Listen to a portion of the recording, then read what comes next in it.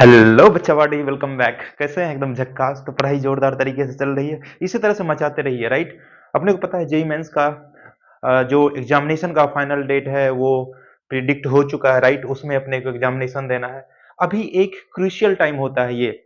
बहुत सारे बच्चों को मैंने देखा है, टॉपर वाले बच्चों को भी देखा, वो इस टाइम पे जो है ना अपना रिजल्ट को बर्बाद कर लेते हैं, है ना। बर्बाद करने के पीछे उसका रीजन ये है कि उस टाइम वो इतना ओवर कॉन्फिडेंट हो जाते हैं या फिर अपने आप को ऐसा तोप समझने लगते हैं और इस टाइम मेहनत नहीं करते हैं, फॉर्मूले को रिवाइज नहीं करते हैं, टेस्ट नहीं देते हैं, कहाँ पे गलतियां हो रही है उसको नहीं करता, तो फिर कहीं ना कहीं है ना वो इम्पैक्ट डालता है उसके नतीजे पर। राइट। इसलिए आपको अगर रिजल्ट में इंटरेस्ट है, अगर आप रिजल्ट चाहते हैं, तो आपको लगे रहना है, तब तक लगे रहना है जब तक एग्जामिनेशन नहीं हो जाए। राइट। अभी रिवीजन करने का टाइम है। राइट। टेस्ट देने का टाइम है। सारे फॉर्मूले आपके दिमाग में है ना फिट होना चाहिए। अगर आपको नींद से भी उठा कर कोई पूछ दे फॉर्मूला, तो आपको फॉर्मूला पूरा आना चाहिए एटलीस्ट। राइट। फिर जाकर आप फाइट करते हो एग्जामिनेशन में अच्छे तरीके से। ठीक है। तो इसमें अभी जो आप सुंदर से ऐसा जो देख रहे हो, है ना, इसको लिखने में बहुत टाइम लगा। राइट। ये एसएचएम का है ना वन शॉट जो है कॉन्सेप्ट के साथ साथ फॉर्मूला सब मैं यहाँ पे लिखा हूँ। राइट। पूरा एसएचएम का जो भी है। राइट। अब इसका जो है ना मैं ये वन बाय वन मैं सबको एक्सप्लेन करने वाला हूँ। राइट। ये ऑलरेडी आप पढ़े हैं। राइट। एक बार आपको है दिमाग में बैठ जाएगा तो वो आपके लिए अच्छा रहेगा। ठीक है। तो टाइम को बिना वेस्ट किए हुए अपने को स्टार्ट करते हैं। राइट। देखिए, पहला जो यहाँ पर मैं पॉइंट लिखा हूँ, ये जो अपने को ऑसिलेटरी मोशन बोलता है कि all oscillatory motion are periodic but but all periodic all periodic motion are not oscillatory. Right. ये बातें आपको ध्यान में रखना। राइट। कई बार ये एमसीक्यू में ऑप्शंस बना के पूछ लेते हैं। राइट। ठीक है। फिर जब दूसरा स्टार मार्क आप पॉइंट जो देखोगे, ये right, all SHMs are oscillatory but all SHMs are oscillatory but vice versa is not correct है। इसके उल्टा जो है करेक्ट नहीं, सारे ऑसिलेटरी को आप एसएचएम नहीं बोलते हैं। राइट। अब देखिए काइनेमेटिक्स ऑफ एसएचएम आएंगे। एसएचएम किसको बोलते हैं? जिसमें फोर्स डायरेक्टली प्रोपोर्शनल टू होता है नेगेटिव ऑफ डिस्प्लेसमेंट। राइट। यहाँ आप देखिए, ये आपका ये मीन पोजीशन है जिसके अबाउट क्या कर रहा है, ये ऐसे ऐसे यहाँ पे एसएचएम कर रहा है। राइट। पार्टिकल मीन पोजी ये पार्टिकल मैं बनाया हूँ। ठीक है। ये मीन पोजीशन से इधर राइट एक्सट्रीम के पास जाता है। राइट। फिर जाके मीन पे आता है, फिर जाके लेफ्ट एक्सट्रीम पे जाता है, फिर जाके इस तरह से क्या कर रहा है यहाँ पे ऑसिलेशन कर रहा है। मीन पोजीशन से अगर आप इसको डिस्प्लेसमेंट देते हैं तो डिस्प्लेसमेंट इधर दिया, लेकिन इसके डिस्प्लेसमेंट फोर्स किधर लग रहा है? मीन पोजीशन की तरफ। राइट। मीन पोजीशन की तरफ। तो फोर्स कैसा हो गया? Force is directly proportional to minus X. Right. अभी प्रोपोर्शनलिटी को हटा के आप जो है एक प्रोपोर्शनलिटी कांस्टेंट लगा दिया। राइट। इसको क्या बोल दिया? के एक स्प्रिंग कांस्टेंट, इसको कंपेयर मत कर लीजिएगा। राइट। वो गलत हो जाएगा। के एक एसएचएम कांस्टेंट है यहाँ पे, के को अपना स्प्रिंग कांस्टेंट नहीं बोलेंगे। ठीक है। तो ये अच्छा, एफ को आप क्या लिखोगे? एफ को एम ए लिखेंगे। Right. M equal to M A equal to K X. आपके पास देखिए एक एक्सलेशन का सुंदर से एक फॉर्मूला आपको निकल के आ गया, A equal to minus of K by X into M. ठीक है। इसका अगर आप ग्राफ देखेंगे एफ वर्सेज एक्स का ग्राफ, तो कैसा आपको दिखेगा? राइट। ये y equal to M X वाला ग्राफ है, स्ट्रेट लाइन का। राइट। क्योंकि इसका के निगेट ये माइनस के है, इसलिए क्या हो जाएगा ये जो आपको सेकंड और फोर्थ क्वाड्रेंट होते हुए स्ट्रेट लाइन बनेगी और उसकी ग्राफ जाएगी। सिमिलरली एक्सेलरेशन में भी देखेंगे तो एक्सेलरेशन में ये वाला टर्म कांस्टेंट है। राइट। और ए डायरेक्टली प्रोपोर्शनल टू यहाँ पे क्या है? Directly proportional to minus X. जैसे यहाँ पे F directly proportional to minus X है, उसी तरह से A directly proportional to minus X है। तो सेम ही ग्राफ रहेगा, मतलब उसका नेचर सेम रहेगा, स्लोप उसकी थोड़ी चेंज हो जाएगी। राइट। अच्छा। ठीक है। अब ये वाला जो टर्म है ए को आपने एक्सप्रेस कर दिया minus of K by X into M. ये जो माइनस ये वाला जो टर्म है के बाय एम है ना, ये के बाय एम को ही बोलते हैं omega square. Omega square. Right. Omega square, तो ओमेगा की वैल्यू यहां से आ जाएगी रूट अंडर के बाय एम। और अपने को पता है कि टाइम पीरियड जो होता है 2 पाई बाय ओमेगा होता है। ओमेगा से डिवाइड कर दीजिए, आपके पास टाइम पीरियड आ जाएगा। ठीक है। अच्छा, अब आप इसको डिफरेंशियल फॉर्म में भी कन्वर्ट कर सकते हैं।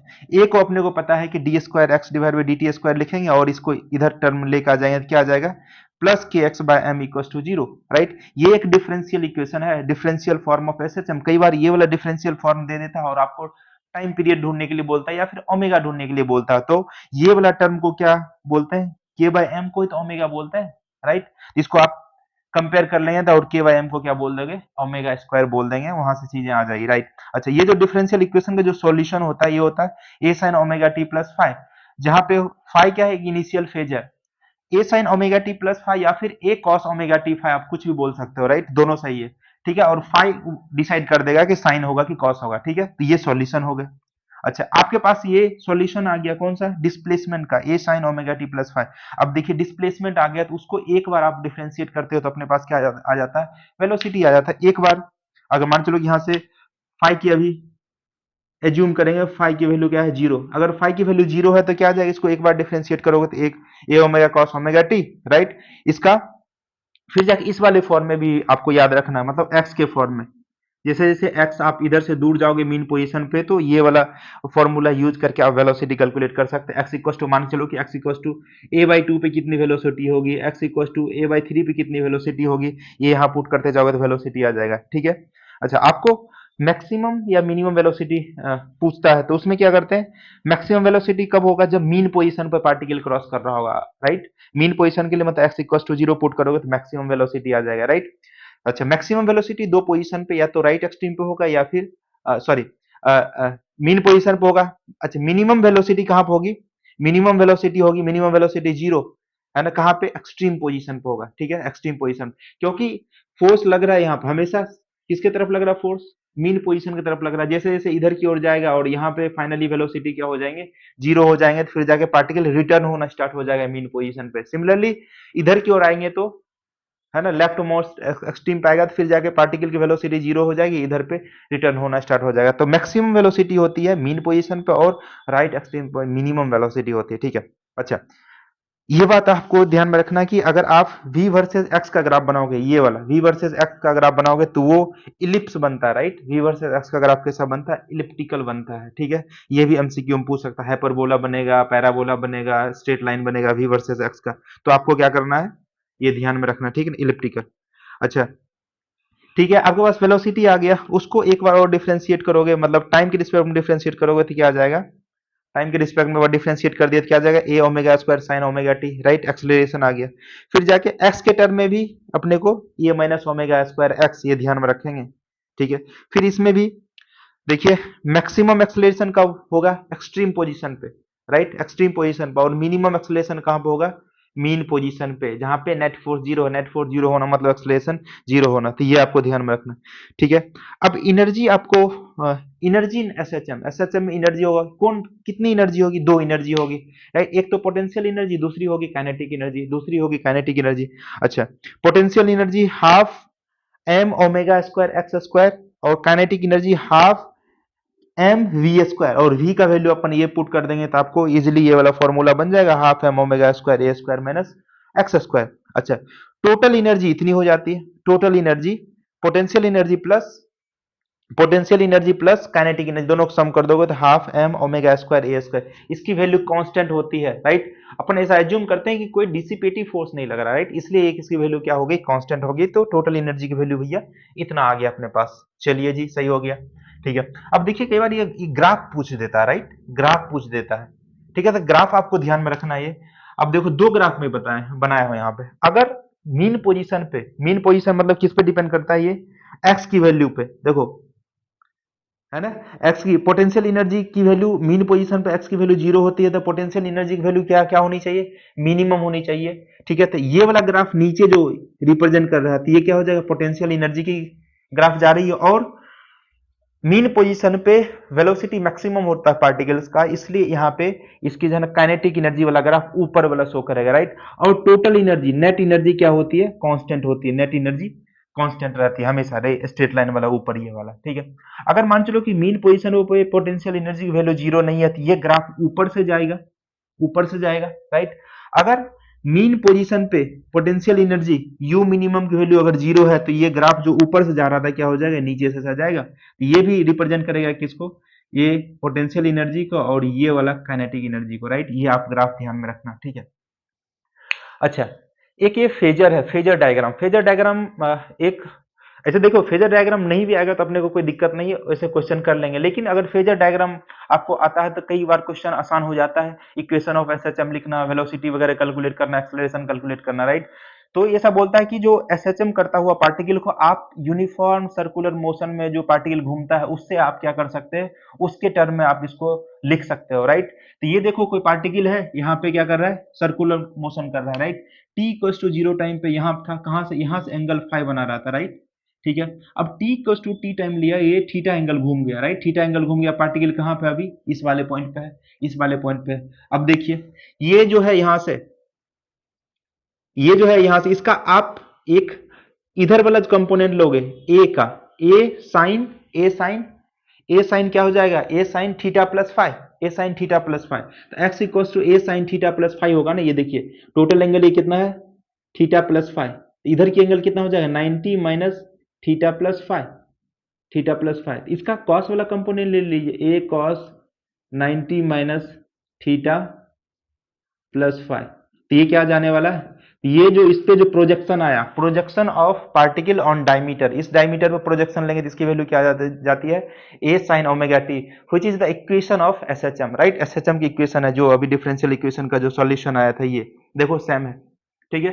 तो इसका यूज करके ऐसा बोल देगा पार्टिकल कभी जो है ना यहाँ से 45 डिग्री एंगल बना रहा है, राइट, टी इक्वल टू कुछ समथिंग टाइम में जो है पार्टिकल कहीं किसी पोजीशन पे होगा, उसका इक्वेशन क्या होगा, तो वो इसका यूज करके अपन जो है निकाल सकते हैं, राइट। प्रोजेक्शन ले लेना है कौन सा एक्सिस पे, एक्स एक्सिस पे, that will give you the equation of SHM, right. अगर एसएचएम का इक्वेशन आ गया, डिस्प्लेसमेंट का इक्वेशन आ गया, फिर जाकर उसको डिफरेंशिएट कीजिए, वेलोसिटी निकालिए, एक बार और डिफरेंशिएट कीजिए, एक्सेलरेशन निकालिए, राइट, सब चीज आ जाने वाली, ठीक है, समझ में हमारी बात, ओके।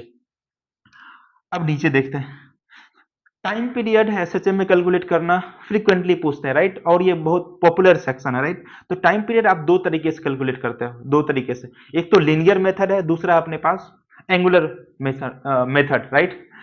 तो जो लीनियर है, लीनियर में क्या कर देते हैं, पार्टिकल का, राइट, पार्टिकल का जो इनिशियल पोजीशन होता है वहां पर आप नेट फोर्स लिखते हो, राइट, नेट फोर्स लिखते हो, फिर पार्टिकल को आप क्या करते हैं, डिस्प्लेस करते हैं, है ना, डिस्प्लेस मतलब स्मॉल डिस्प्लेसमेंट एक्स देते हो पार्टिकल को, राइट, एक्स ये स्मॉल डिस्प्लेसमेंट है, राइट, पार्टिकल को स्मॉल डिस्प्लेस करते हैं फ्रॉम मीन पोजीशन, फिर जाकर आप एक इक्वेशन लिखते हो ना, एफ की इक्वेशन लिखते हो, फिर वो एफ की इक्वेशन को माइनस ऑफ के एक्स से कंपेयर करते हैं, माइनस ऑफ के एक्स से कंपेयर करते हैं, और एफ की वैल्यू एम इंटू ए लिख सकते हैं। तो यहां से एम से अगर डिवाइड कर दोगे तो ए का वैल्यू क्या आ जाएगा, minus of K by M into X, minus of K by M into X, यही तो के बाय एम को अपना क्या बोलते हैं, omega square, omega square, omega का वैल्यू क्या आ जाएगा, रूट अंडर के बाय एम, अब टाइम पीरियड होता है 2 बाय ओमेगा।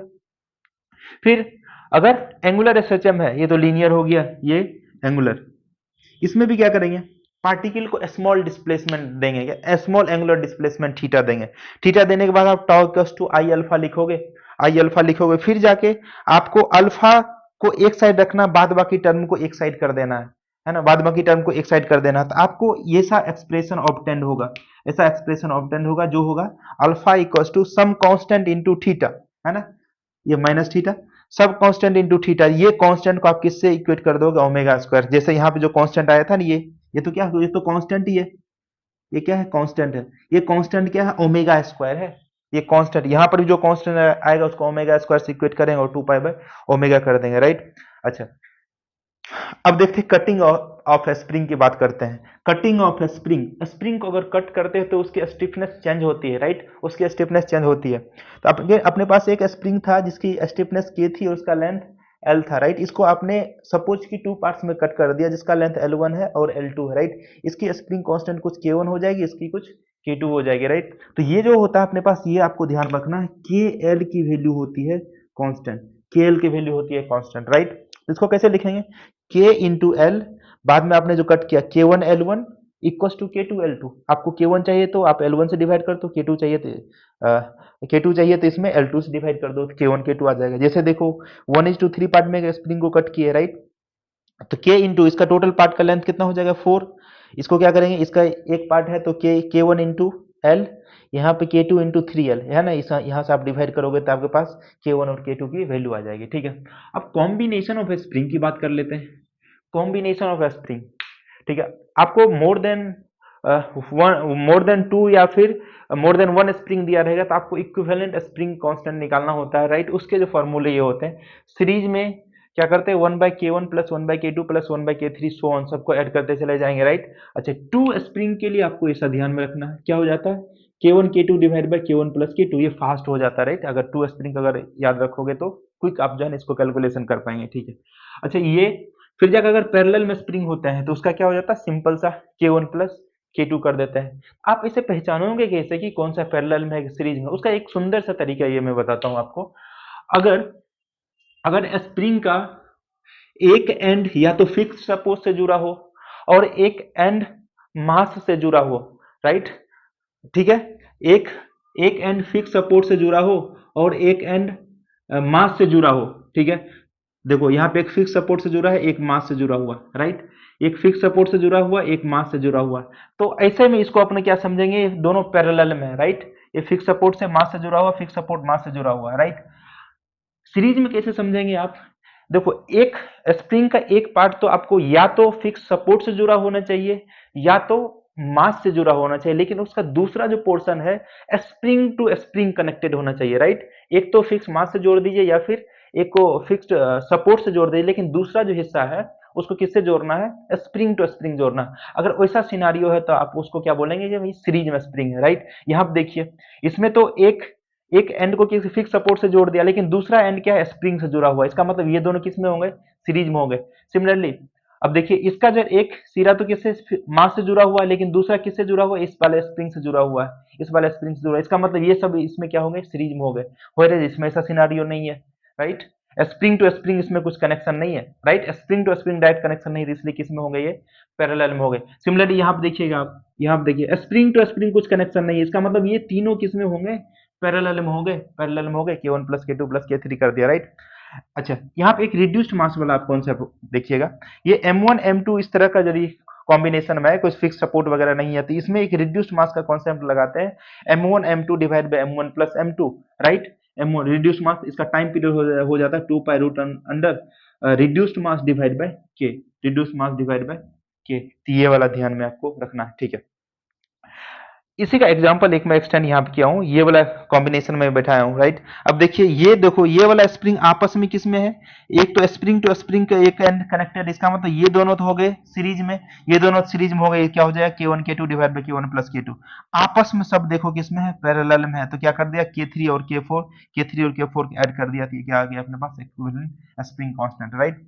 अब टाइम पीरियड आपको कुछ स्टैंडर्ड बॉडी जो एसएचएम करता है उसका टाइम पीरियड अगर आपको कैलकुलेट करना है तो अपन ऐसा देखेंगे, जैसे कि ये आपको पता ही होगा स्प्रिंग ब्लॉक, आप क्या करते हो ये बस देखो, लिनियर वाला कॉन्सेप्ट लगाए, क्या किया, इसको स्प्रिंग ब्लॉक सिस्टम को एक्स उधर खींचा, एक्स अगर उधर खींचा तो आपने इस पे स्प्रिंग फोर्स इधर की ओर लगा होगा, right. Spring force F net की वैल्यू कितनी हो गई इस वाले पॉइंट पे, इसको खींचने के बाद इधर एक्स माइनस ऑफ के एक्स, क्योंकि आपने फोर्स उधर लगाया, डिस्प्लेसमेंट किधर हो रहा है, अपोजिट डायरेक्शन में फोर्स लग रहा है, राइट।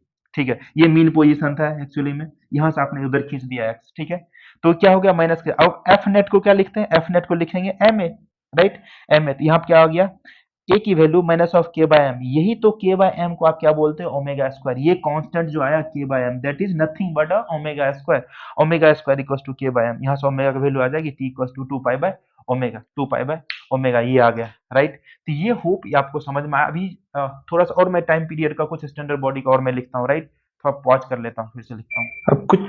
अब कुछ अपने पास स्टैंडर्ड टाइम पीरियड है, वो आपके लिए मैं पूरा जो है ना जितना जितना पॉसिबल हो सकता था मैंने पूरा लिख दिया यहाँ पे स्टैंडर्ड टाइम पीरियड, राइट। जैसे कि time period of simple pendulum की अगर बात करें, सिंपल पेंडुलम है जिसका मास m है और इसका लेंथ क्या है, l है ना, इसको आपने स्मॉल डिस्प्लेसमेंट दिया, फिर जाके यहाँ पे दो कंपोनेंट हो जाएंगे, एक तो इधर mg cos थीटा, एक mg sin theta, mg sin theta torque लगाएगा, टॉर्क की वैल्यू फोर्स इंटू डिस्प्लेसमेंट कर दिया, यहाँ से टॉर्क वाई अल्फा लिखा और अल्फा की वैल्यू इतनी आ गई, G by L into minus of theta, तो ये यही जी वाई एल को क्या बोल देते हैं, ओमेगा स्क्वायर, तो यहाँ पे ओमेगा स्क्वायर इसका मतलब टी आ जाएगा, टी से आ जाएगा तो टाइम पीरियड आप लिख सकते हैं। अच्छा आई का वैल्यू क्या लिखा है, ये यहाँ से पार्टिकल है एम एल डिस्टेंस पे, इसका मोमेंट ऑफ इनर्शिया क्या हो जाएगा, m इंटू एल का स्क्वायर, m इंटू एल का स्क्वायर यहाँ पे लिख दिया, तो t equals to 2 pi root over L by G आ गया आपका time period, 2 pi root over L by G, ठीक है।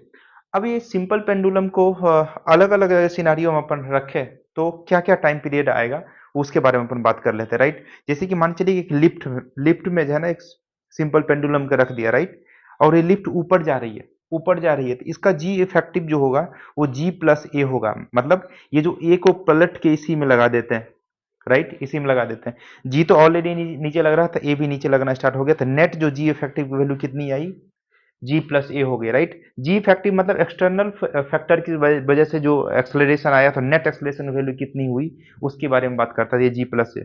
सिमिलरली अगर लिफ्ट नीचे की ओर जाए ए एक्सलेरेशन से तो ये क्या करेंगे, इसको पलट के ऊपर की ओर लगा दो, इसको पलट के ऊपर की ओर लगा देंगे तो क्या हो जाएगा, जी नीचे ए ऊपर, तो जी इफेक्टिव जी माइनस ए आ गया। सिमिलरली एक आपके पास कुछ कार है, कुछ व्हीकल्स है जो मूव कर रही है एक्सलेशन उधर की ओर, एक्सलेशन उधर की ओर मूव कर रही है, तो इसको ए को इसे छीन लिए और इस जो जो आपका पेंडुलम है बॉब जो हैंग हो रहा है यहाँ पे, राइट, जो लटक रहा है, इसको क्या करेंगे, इसमें ए को इधर की ओर लगा दिया, तो आपको देखिए ए इधर हो गए और जी नीचे लग रहा है, जी इफेक्टिव क्या हो जाएगा, है ना, दोनों एक दूसरे के 90 डिग्री पे है, तो इसका वेक्टर क्वांटिटी है, तो क्या कर देंगे, इसको वेक्टर एडिशन कर दिया, ए स्क्वायर प्लस जी स्क्वायर, जी इफेक्टिव यहाँ से आ गया।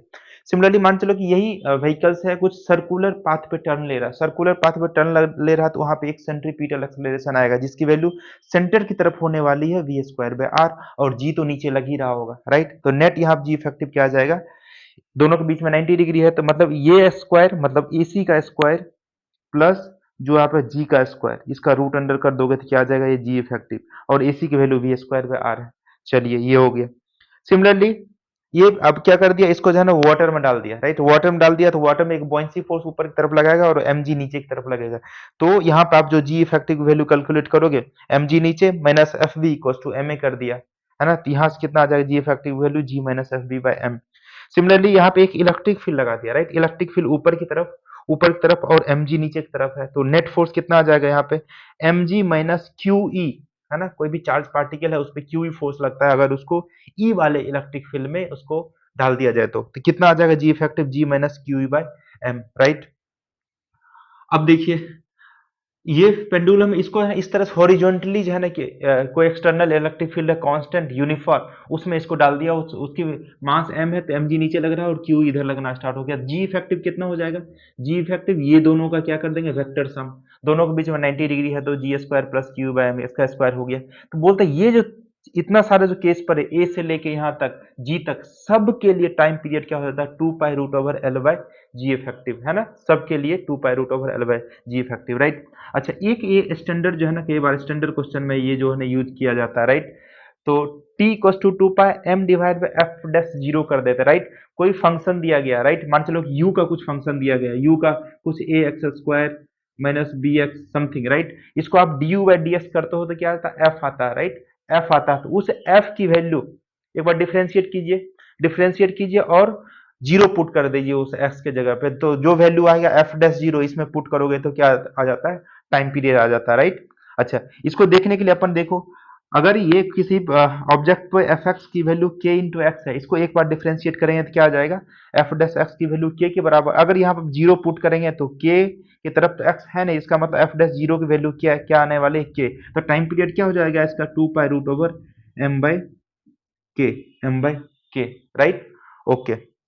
अब स्प्रिंग ब्लॉक सिस्टम का कुछ ऐसा कहानी है, राइट, इतने सारे मैं 4 स्प्रिंग ब्लॉक का यहाँ सिस्टम लिखा हूँ, बोलता है स्प्रिंग ब्लॉक, है ना, मैं पेंडुलम की बात नहीं कर रहा हूँ, राइट, अब स्प्रिंग ब्लॉक पे आ गया, स्प्रिंग ब्लॉक पे बोलता है अगर उस पे कांस्टेंट फोर्स अगर लग रहा हो, राइट, कांस्टेंट एक्सटर्नल फोर्स अगर उस पर एक्ट हो रहा है, तो उस केस में टाइम पीरियड की value 2 pi root over M by K equivalent होता है, के इक्विवेलेंट होता है, राइट, जैसे कि यहाँ पे कांस्टेंट फोर्स एम जी नीचे की ओर लग रहा है, यहाँ पे मास एम है और हमेशा जो है ना इस डायरेक्शन में इलेक्ट्रिक फील्ड लगाया जिसकी वजह से क्यू ई एक कांस्टेंट फोर्स इधर की ओर लगने वाला है, तो टाइम इस ये क्यू ई फोर्स की वजह से कुछ जो है टाइम पीरियड में इफेक्ट नहीं पड़ने वाला। सिमिलरली यहाँ पे एफ नॉट फोर्स लगाया जिसकी वैल्यू कांस्टेंट एक्सटर्नल फोर्स ये भी है, राइट, तो और इसमें भी एक इंक्लाइन प्लेन पे, है ना, इसको एम को रख दिया और के इसके स्प्रिंग से जोड़ दिया, तो इसका सबके केस में चारों केस में क्या हो जाएगा, time period 2 pi root over M by K equivalent. चलिए भाई, अच्छा अब इसका देखिए,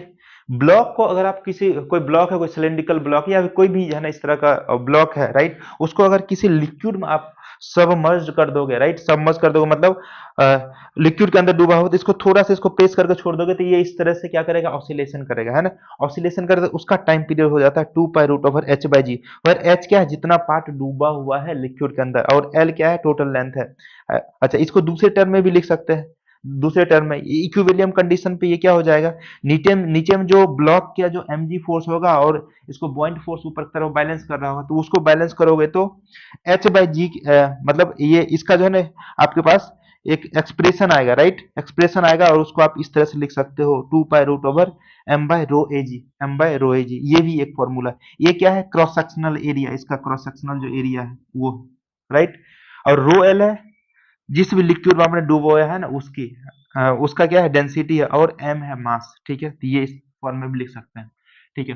कोई टनल यानी किसी प्लेनेट के अक्रॉस अगर टनल बना दिया है ना, टनल डिगिंग करके बना दी, या तो उसके डायमीटर के अक्रॉस करो या फिर इसके जो है डायमीटर को छोड़ के कोई एक पॉइंट आगे से है ना एक टनल को बना दो, राइट।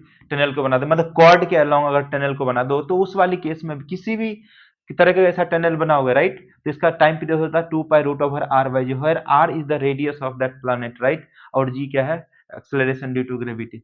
अच्छा, कोई भी डाइपोल है ना, डाइपोल को अगर आप इलेक्ट्रिक फील्ड या मैग्नेटिक फील्ड में प्लेस कर देते हैं, तो वहां पे क्या लगेगा, एक ऐसे टॉर्क लगना स्टार्ट हो जाता है, जैसे कि पी ई साइन थीटा आपने पढ़ा होगा, right. P E sine theta पढ़ा होगा। तो उस पे जो नेट जो ये आता है टाइम पीरियड की वैल्यू है ना, इसको थोड़ा सा यहाँ पर रखा गया डाइपोल, इसको ऐसे कर देंगे तो ये इस तरह से क्या करेगा, ये इस तरह से ऑसिलेशन करना स्टार्ट कर देगा, राइट। एसएचएम करना स्टार्ट कर, उसका time period 2 pi root over I/Pe होता है, राइट। I/P, P है डाइपोल मोमेंट, I है मोमेंट ऑफ इनर्शिया, राइट, जिसके अबाउट वो जिस भी एक्सिस का अबाउट वो क्या कर रहा है, ऑसिलेशन कर रहा है। सिमिलरली अगर मैग्नेटिक फील्ड में रखेंगे, I divide by M B, M क्या है, मैग्नेटिक मोमेंट है, बी है मैग्नेटिक फील्ड, I है मोमेंट ऑफ इनर्शिया, ठीक है। अब चार्ज भी एसएचएम कर सकता है। दो चार्ज स्मॉल क्यू यहाँ पर रखे, राइट, दोनों के नेचर सेम। एक माइनस क्यू वाला चार्ज यहाँ पर रखा है। ये चार्ज को अगर ऊपर थोड़ा सा स्मॉल डिस्प्लेसमेंट देकर छोड़ोगे तो ये क्या करेगा, इस तरह से ऑसिलेशन करेगा, उसकी टाइम पीरियड ये होती है, राइट। अब ये निगेटिव चार्ज यहाँ पर रखा है, यहाँ पर अगर पॉजिटिव चार्ज रखेंगे तो टाइम पीरियड को वही होगा, सिर्फ यहाँ 2 के जगह पे क्या आ जाने वाला, 4 आ जाएगा, बस इतना सा ही चेंज होगा। आप ध्यान में रखना ये। फिर पिस्टन है, पिस्टन में कुछ ऐसा गैस वगैरह भरा हुआ, राइट। इसको थोड़ा सा डिस्प्लेसमेंट नीचे की ओर दिया, स्मॉल डिस्प्लेसमेंट, जिसके बाद पिस्टन क्या करना स्टार्ट कर दिया, ऑसिलेशन करना स्टार्ट कर दिया। तो दो केस में इसका टाइम पीरियड आप लिखते हो। एक तो अगर अगर आइसोथर्मल कंडीशन है, ऐसा क्वेश्चन में लिखा रहेगा कि मतलब स्लोली लेके जा रहे हैं, तो स्लोली लेके जा रहे हैं तो वो कौन सा कंडीशन हो जाता है, आइसोथर्मल वाला। अगर फास्ट लेके जाते हैं तो वो कौन सा होता है, एडियाबेटिक वाला। फास्ट लिख रहा है तो उसको एडियाबेटिक समझेंगे, और स्लो लिख रहा है तो क्या समझेंगे, आइसोथर्मल। तो यहाँ पे आइडियाबेटिक में सिर्फ गामा नीचे में डिवाइड हो जाता है, बाद बाकी सारा चीज क्या रहता है, कांस्टेंट रहता है। फिजिकल पेंडुलम कोई है ना, कोई ऑब्जेक्ट है आर्बिट्ररी शेप वाला, वो क्या हो रहा है, एक फिक्स पॉइंट के अबाउट वो क्या कर रहा है, ऑसिलेशन कर रहा है, राइट। इस तरह से ऑसिलेशन कर रहा है, तो उसकी टाइम पीरियड क्या हो जाती है, 2 pi root over I/mg/L। M क्या है, mass of that body, L क्या है, लेंथ। लेंथ किसका, सेंटर ऑफ मास, और जिसके अबाउट वो क्या कर रहा है, ऑसिलेशन कर रहा है, उसके बीच का डिस्टेंस है, ठीक है। और ये आई है moment of inertia. Moment of inertia मतलब इस वाले रोटेशन वाले एक्सिस जिसके अबाउट ऑसिलेशन हो रहा है, उसके about moment of inertia that body, ठीक है। ये याद में रखना आप। टॉर्सनल पेंडुलम, फिर जाके टॉर्सनल पेंडुलम, ये एक वायर से है ना, एक आपको कोई प्लेट टाइप का कुछ ऑब्जेक्ट है, इसको आपने क्या कर दिया, यहाँ पे बॉटम मोस्ट पॉइंट पे, वायर के बॉटम मोस्ट पॉइंट पे बांध दिया। इसको थोड़ा सा आप ऐसे करते हो, रोटेशन देते हो, तो ये इस तरह से क्या करेगा, ऑसिलेशन करेगा, राइट। ऑसिलेशन करेगा तो उसकी time period 2 pi root over I/C होता है, राइट। आपको ध्यान रखना, सी क्या है, torsional constant of a spring, right. Torsional को स्प्रिंग नहीं, ये जो स्ट्रिंग है, ठीक है, I/C, ठीक है। आई इसका mr² लिख सकते हैं, ठीक है। अच्छा, सुपरपोजिशन ऑफ एसएचएम। अगर आपको दो एसएचएम दिया है, उसको आप जोड़ोगे तो क्या मिलेगा, जो एसएचएम की इक्वेशन बनेगी वो रिजल्टेंट एसएचएम होगा, राइट। तो उसको आप कैसे जोड़ोगे, A1 sin omega T, A2 sin omega T plus 5, A2 sin omega T plus 5। तब इसका जो रिजल्टेंट की जो वैल्यू आएगी, A1 प्लस A2 का जो रिजल्टेंट आएगा, A net sin omega T plus theta, right. A net की वैल्यू कैसे निकालेंगे, A1 इधर मार्क कर दिया और A2 इधर मार्क कर दिया, तो यही जो रिजल्टेंट वाला फॉर्मूला वो लगा दे, A1² plus A2² plus 2 A1 A2 cos of 5 लगा दिया, राइट, 5 लगा दिया। अच्छा, अब ये थीटा कितना हो जाएगा, ये जो रिजल्टेंट ए नेट बना, ये थीटा एंगल है, थीटा एंगल आप निकाल सकते हो, ये वाला A2 sin 5 divide by A1 plus A2 cos 5 कर देंगे, राइट। जैसे कि मान चलो कि आपके पास दो कुछ एसएचएम दिया हुआ है, right. y equals to 3 sin omega T plus कुछ 30 डिग्री, ठीक है, plus 4 sin omega T plus 120 degree, right. ये दोनों को ऐड करना है, तो कैसे ऐड करोगे, अब इसको अगर अपन बेस मान ले तो क्या हो जाएगा, बेस मान लिया, इस पे बना दिया, राइट। इसकी वैल्यू कितनी है, एम्पलीट्यूड की वैल्यू 3, राइट। अच्छा, इससे कितना आगे है ये वाला एसएचएम, कितना आगे है भाई, मतलब इसको आप माइनस करोगे तो 120 में 30 गया, ओमेगा टी कैंसिल हो जाएगा, 90 डिग्री आगे है, राइट, 90 डिग्री आगे है। तब देखो दोनों के बीच में एंगल कितना हो गया, 90 डिग्री, इसका रिजल्टेंट की वैल्यू कितनी आ जाएगी, ए नेट की जो वैल्यू आने वाली 4 का स्क्वायर 3 का स्क्वायर मतलब 5 और ये वाला एंगल निकाल सकते हैं आप। ये वाला एंगल क्या हो जाएगा, यहाँ पर आप शिफ्ट करोगे 4/3 tan थीटा इक्वल्स टू 4/3। तो रिजल्टेंट की जो वैल्यू आई y इक्वल्स टू 5 साइन क्या है, बेस इसको माना था ना आपने, a equals to omega T plus 30 degree plus A theta 4/3 मतलब कितना 53 डिग्री। इसको याद करोगे तो सॉरी इसको याद अगर करोगे तो आपको याद आएगा कि 4/3 की वैल्यू होती है 53 डिग्री tan ऑफ 4/3। ये था पूरा कंप्लीट आपका एसएचएम का एनालिसिस, राइट। एसएचएम का पूरा कंप्लीट एनालिसिस आपके सामने ये मैं प्रेजेंट कर दिया हूँ, राइट। ठीक है, तो होप आपको समझ में आया है। अगर आप समझ में आया तो लाइक कर देना, शेयर कर देना, सब्सक्राइब कर देना, ठीक है। तो चलिए किसी नेक्स्ट वीडियो में मिलते हैं, कोई नेक्स्ट चैप्टर उठाएंगे, इसी तरह से सारे फॉर्मूले को कवर करेंगे, ठीक है। तो इसी तरह से पढ़ते रहिए, एकदम मचाते रहिए, है ना। मिलते हैं किसी नेक्स्ट वीडियो में, तब तक के लिए साइनिंग ऑफ।